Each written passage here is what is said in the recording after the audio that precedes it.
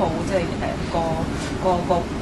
度個空氣質量係叫污染指數係100/100係好高咁樣，所以咧就會呼籲啲市民減少外出外活動啊咁樣。咁你自己點樣評價咗？嗱，香港係少有嘅城市咧，我哋除咗有城市整體個空氣指數咧，香港同倫敦係兩個城市咧係比較特別咧，我哋有所謂路邊空氣指數。咁其實個路邊要求嚴格好多嘅，因為我哋嗰啲路邊嗰個空氣質素指標咧，係講緊係喺彌敦道、喺軒尼詩道、喺中環，係啊，路邊係啦，即係譬如喺蘇共門口啊，喺彌敦道，咁係行人同埋汽車之間咧最直接嗰個。咁所以喺香港咁擠迫嘅環境裏面，嗰個指數係相對嚟講高。譬如你有時見到，譬如今日空氣指數普通啦，有時你見到有時有啲藍天嘅日子咧，空氣質素都仍然高。就係如果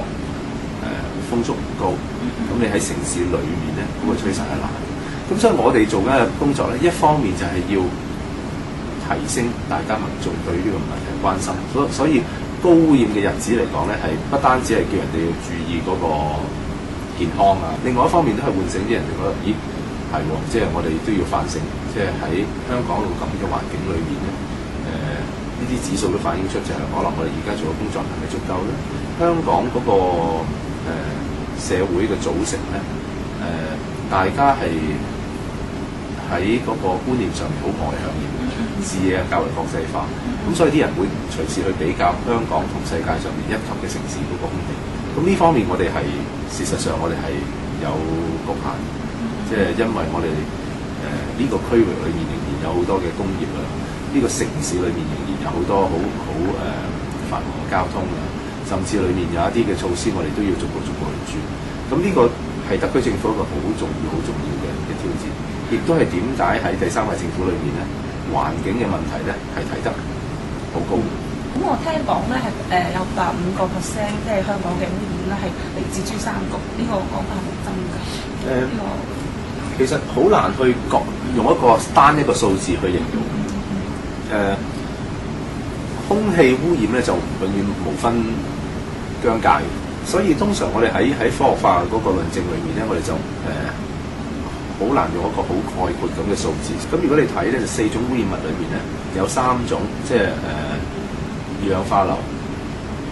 氮氧化物同埋揮發性有機化物咧。香港嘅總排放相對於廣東省嚟講咧，大概係1:8至1:15左右。但係如果你睇懸浮粒子咧，即係惡毒性懸浮粒子同埋越嚟啲人越緊張嘅 PM10啊、PM2.5咧，我哋嘅排放比例同內地係1:99。咁即係呢個係好明顯嘅。咁呢個亦都反映出兩地嗰個經濟組合個成分啦。因為內地係喺廣東省裏面咧，工業嘅成分仍然係好重嘅，而嗰個都市化過程咧，亦都係越嚟越急劇嘅，汽車嘅增長亦都係增加嘅。咁譬如你喺油品嗰個規格裏面咧，雖然啱舊年已經去到國3，但係都同其他城市，即係喺外邊嘅國際城市啊，或者香港咁都有距離。咁喺咁嘅情況之下咧，好容易理解就內地嗰個排放嘅量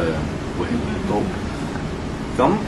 第二就係一個氣候因素。咁你睇吹南風定吹北風嘅啫，係嘛？咁所以你話天熱嘅時候，我哋都有份即係影響到內地嗰個情況。加埋咧，仲有一個經濟嘅因素咧，就係香港本身有好多都係內地呢啲咁嘅工廠嘅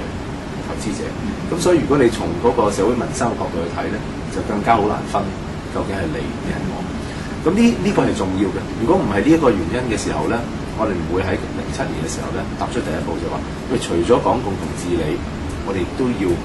去用嗰啲方法咧，係所謂聯治聯防，甚至係即係用香港納稅人嘅錢咧，係跨境去做呢個工作，亦都透過生產力促進局咧，係將個技術帶入去。將來我期望咧，就係我哋甚至可以透過呢個途徑咧，係引進一啲國際之間最先進最好嘅技術，去喺個區裏面同佢治理。咁你話呢個治理係為珠三角治理啊，定係為整體呢個經濟區裏面一齊做咧？因為呢啲咁嘅治理嘅工作咧，其實唔係淨係好獲益嘅，佢仲係可以減低成本，令到產業轉型升級，最終嚟講係惠及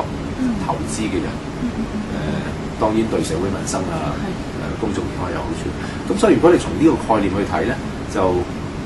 我哋已經喺個合作裏面進展到一個唔係淨係去治理，而係共同建立、共同建設嗰個方向。所以就會拋低話邊度嘅污染就好難。但係亦都要對症下藥，就係話無論你即係譬如喺成個區域裏面好多不同嘅城市，咁我哋點去處理嗰個問題咧？香港政府我哋有即係喺而家呢2年裏面，我哋成日有一句口頭禪就係話源於英文叫做 Leave no stone unturned，即係話咧每粒石仔你都唔好即係唔俾佢不斷咁滾動，即係話你要竭盡所能，每一個環節裏面都你要翻一翻佢，睇下有冇嘢可以做。